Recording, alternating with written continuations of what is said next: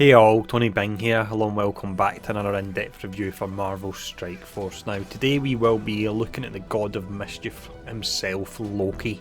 Now in the video, to give you an idea how he plays and if he is worth investing in, I'll start off with a general overview that includes his tags and how you unlock them. We'll then have a look at his stats. Next up is the abilities. We then check out the synergies, that's characters he works well with and also characters you want to avoid. And then finally we see where he places on the tier list. So we'll start off then with the general overview.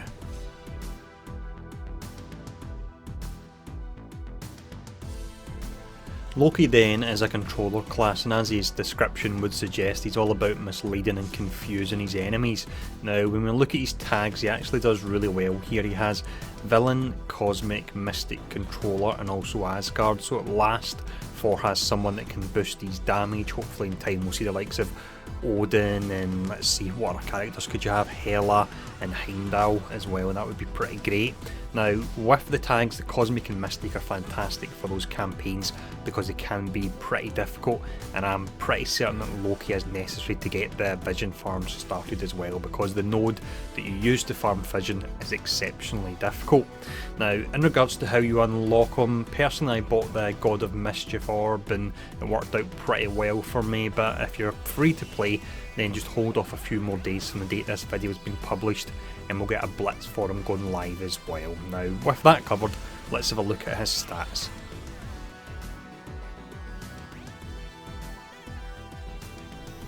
Offensive wise then, he actually does really well. Now his damage is D, but that's to be expected given he's a controller class and he's not a blaster. His speed is 115, so it's just short of an A rating, but 115 is certainly very respectable. And then finally his focus is A, it's essentially A+, he has the highest focus rating in the game. Also as part of his kit, his passive actually boosts his focus even higher. Now he does only have one debuff, that will be the defense down, but there's really no chance unless, let's see, you're going up against a Thanos that's taunting, that the debuff shouldn't apply there, so that's really nice. They're a controller with near enough 100% chance to apply his main debuff. Now next up, let's have a look at his defensive stats. Defense wise, he is a bit on the squishier side, but he is a controller class after all. Now his health is way down at F, so he's got one of the lowest health ratings in the game. His armour comes in at D. Finally his resistance is B, so that's pretty nice, and it means that he'll have higher uptime, so he won't really be stunned or slowed or anything like that, so you've got the best opportunity to get your skills off when you need them. Now also from a defensive perspective, and this makes up from his low health and armour, is the fact that he has evade that comes through his basic. He's able to apply stealth to himself and other allies, and also he has additional resistance as well. So with that additional resistance, he more than likely would be sitting at an A rating for that stat. So A for focus and resistance, that's really nice there. Now with the stats covered, let's have a look at his abilities.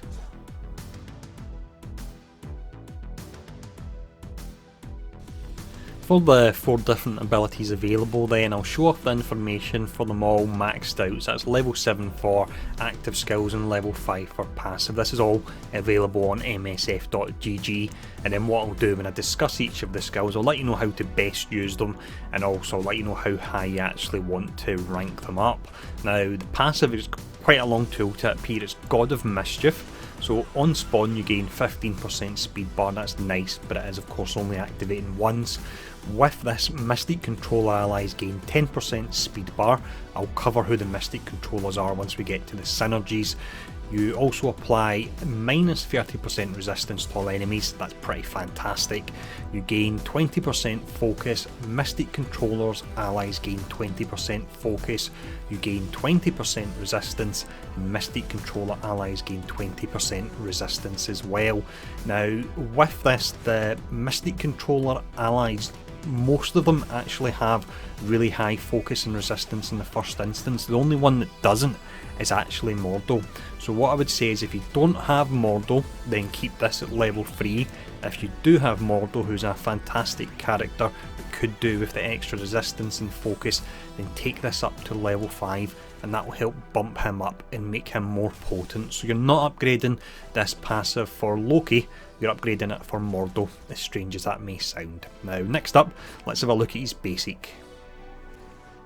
For the basic, we have a nice simple skill here. This is called Eldritch Bolt. So with this you attack the primary target for 260% piercing. Because it's full piercing, that works really nice against targets that have high armor, the likes of Crossbones and Captain America.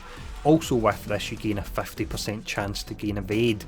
Now at level 5 you get the 40% chance to gain evade and you lose a little bit of damage. So if you are short on materials you can park this at level 5 and it still will be effective. If you're a big Loki fan or if you're swimming in the materials to upgrade skills, then take this up to level 7 to get that full 50% chance to evade there. For the special we have a really fun ability here called Mind Control. It's 4 turns to charge and comes fully charged. You will want to use this at the start of a fight. When you cast this on a target you apply defense down to the primary target for 2 turns, so that's really nice. Now after applying that defense down you then at level 7, and I would say you want to take this up to level 7, you then mind control 2 enemies to attack the primary target.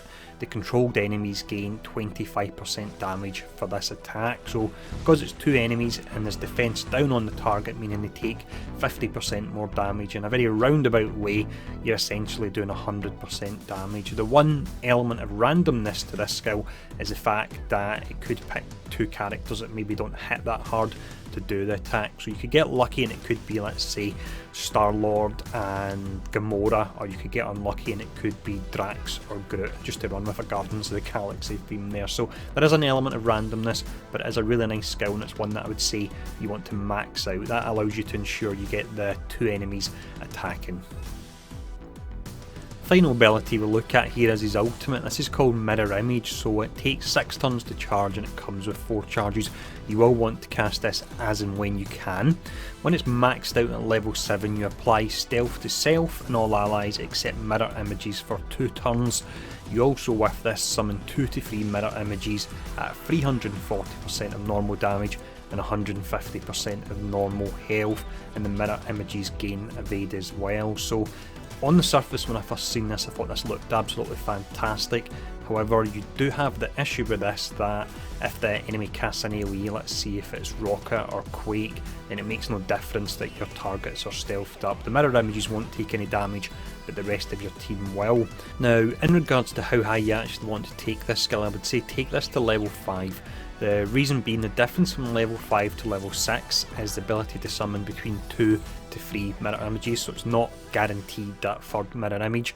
The difference from level 6 to 7 is that you apply stealth to yourself and all allies for 2 turns rather than 1 turn. Now the reason why I don't believe that's as valuable is because the mirror images very well could get taken down on the first turn because they're essentially taunting and taking all the aggro. Yes, they do have evade, but they could have multiple enemies actually attacking them there and take them out. So for that reason they'll get taken out, you'll have stealth for another full turn, but all your characters will be stealth, meaning any of them can be targeted. So level 5 for this. Just before we actually finish up with Ultimate, one thing I'll mention that is really nice is because the mirror images use the basic, then they're actually able to proc an evade on them as well. So if you do get lucky, they can just keep putting evades on them, stealth and pulling aggro. That can be really nice, but again, there is that element of luck for that actually happening. You know, it's essentially the flip of a coin for it to happen. Now, with all the abilities covered, let's have a look at the synergies.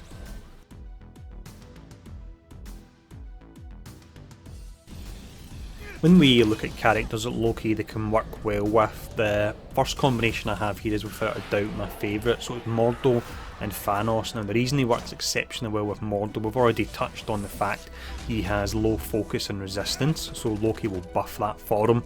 But also when Loki brings in his summons, they actually have the Mystic tag, so when those summons are defeated, that will feed energy to Mordo, allowing him to get his awesome special back up again quickly. Same thing applies with Thanos, he's there to get the moves up quickly. What you can do is place him next to Loki so that Loki can bring in his summons more often. His summons get defeated more often, meaning more energy for Mordo.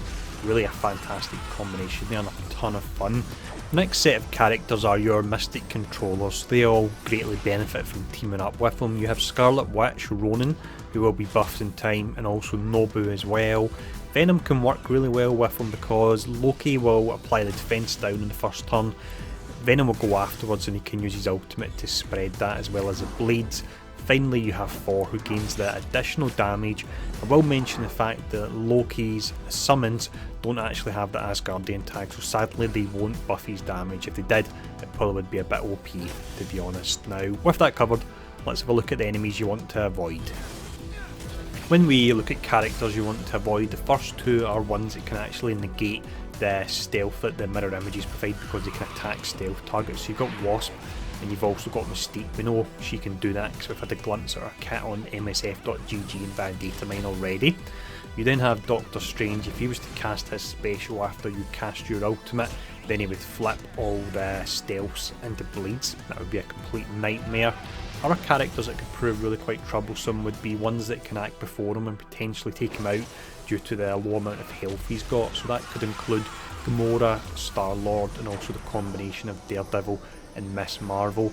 There are other characters that could give him trouble, and they are ones that have got an AoE that would hit all the targets. That would mean that your stealth up isn't really effective, and as mentioned already in the video, that would include the likes of Quake and Rocket Raccoon, but I'm not specifically listing them here because there are so many that do fall into that category. Now, with that covered, let's have a look at the part of the video you're all looking forward to, the tier list.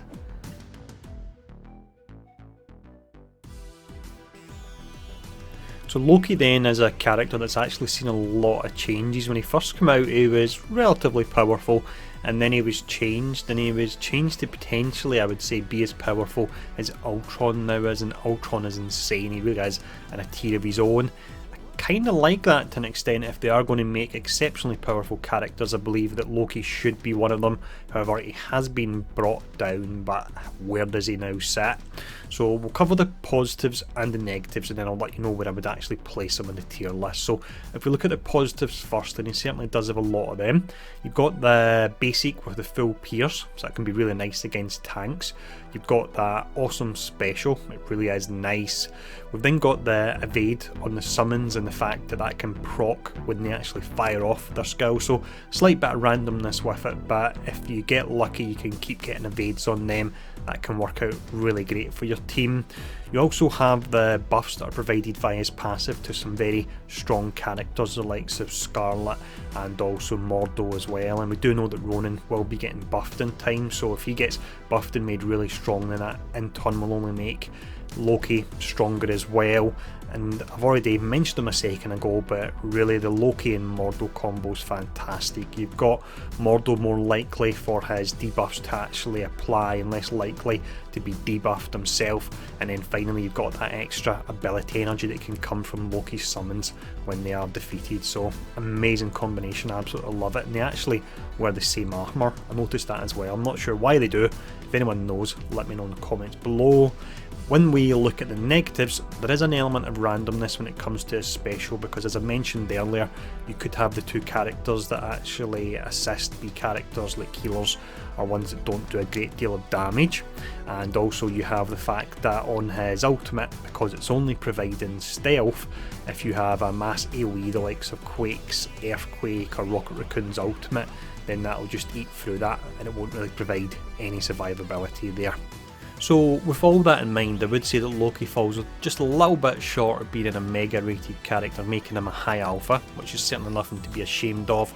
However, if you were to pair him with his dream combo of Mordo, that would move him up one category, and that would put him into the low and mega rating there. That really is a fantastic combination, the both of them. So it's a character that's definitely worth concentrating on due to his high rating, but also the fact he can help you out in that Mystique and Cosmic campaign that has some of the best characters in the game available in the story modes for it. So hope this video has been insightful. Let me know in the comments below if you've stumped up for the pack, and if so, how you're finding them. Let me know if you got lucky and you got 180 shards. If you managed to get lucky twice and get the 360 shards from 2 premium orbs, I don't want to hear about that at all, considering it cost me £23 or £24 for only about 60 or so shards. So thanks for tuning in once again. I hope this has been helpful, and I'll see you all again soon.